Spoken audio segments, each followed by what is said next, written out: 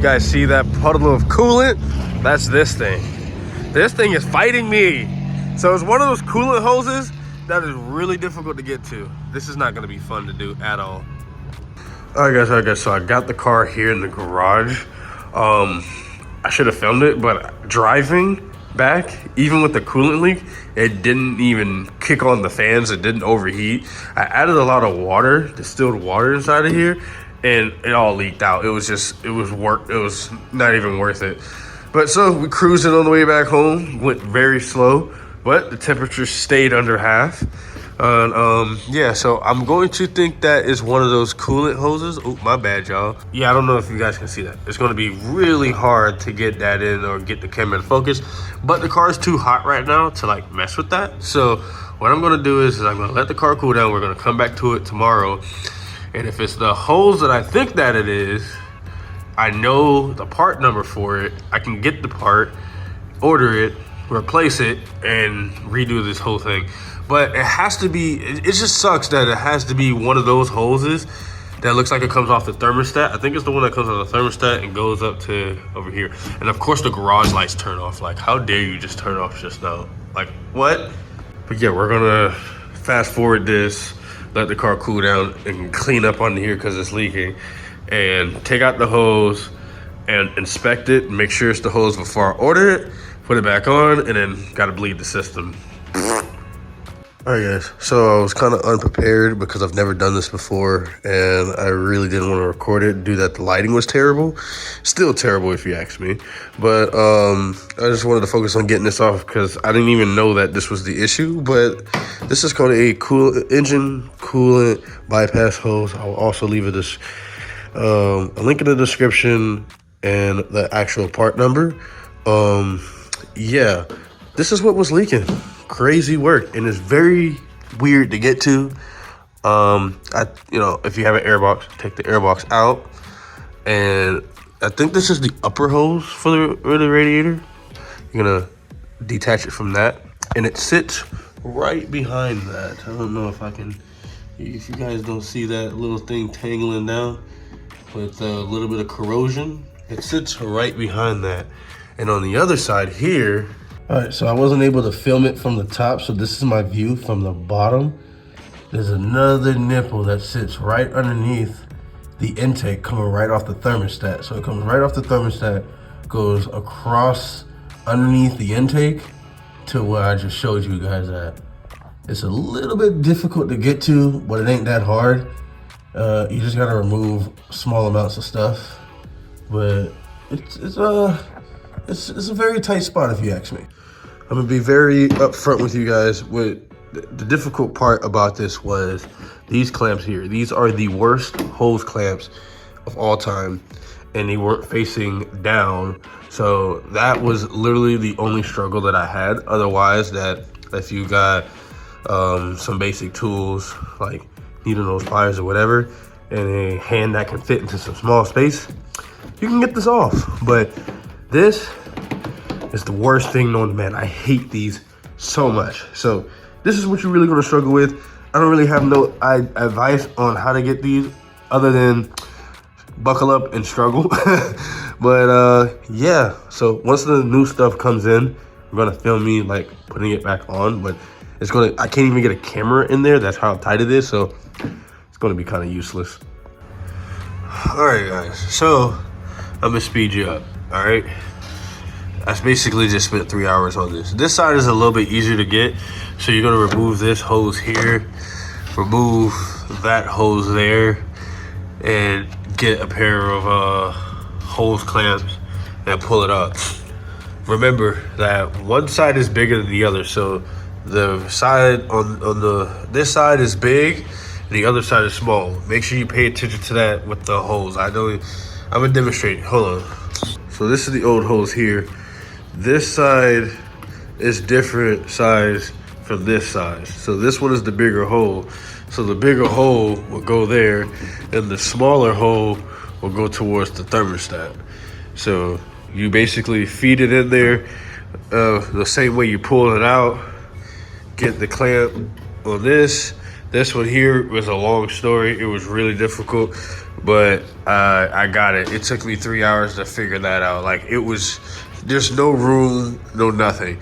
Now, to give yourself some more room, you got to do it from the bottom, but get rid of the dipstick. If you can move the dipstick, you may, like, I don't have really large hands, but they're not small. So you'll be able to pull the hose through, get your tool in there and pull it through, but it's almost impossible to do without moving the dipstick out of the way. All right, guys. So I'm trying to get the camera to focus. So the clamp, that's the clamp there where the camera just focused, right? I hope it's on there. It's like literally at the end of that tip there. No diddy, but that's all I got. This right here, I couldn't get off because somebody stripped the bloody Freeplin bolt to that. So I gotta deal with that another time. But in the meantime, while I'm down here, let me put this back on there. I don't even know if I could even do that right now. I'm like so weak. But yeah, so you get needle nose pliers and get it the best way you can on there.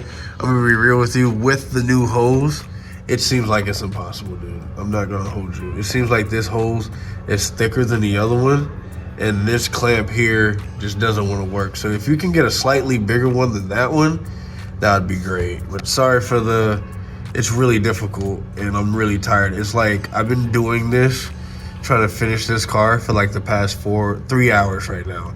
It took me 3 hours to figure out that I was doing it wrong, get the hose on there and try to get that clamp on there with this in the way. Like, this being in the way is literally the annoying thing. And I'm having stuff falling on my face, like this stupid light here that I shoved here just kept falling in my face. It was so annoying. Alright guys, so I got everything back together. Moment of truth, I'm gonna put coolant in the car, and if it's leaking out of that stupid fucking hose, I'm going to lose my absolute fucking shit, because nothing on this car is easy to get to. Everything is in a tight space. I hate it. Alright guys, so I'm inside of the car. Got the car heat up. I got the car up the tip. Made sure that there was no air bubbles. Make sure there's no misfires, there's no colds. Because remember that the car was misfired because the cables were bad. I don't think I've said that in this video, but I have another video about it.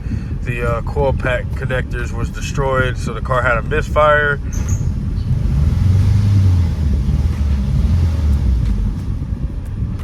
I never knew that this car idled like that though. That's kind of like worrying me a little bit.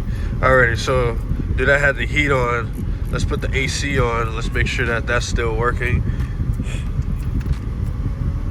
Let's put that baby on full blast. AC is still working.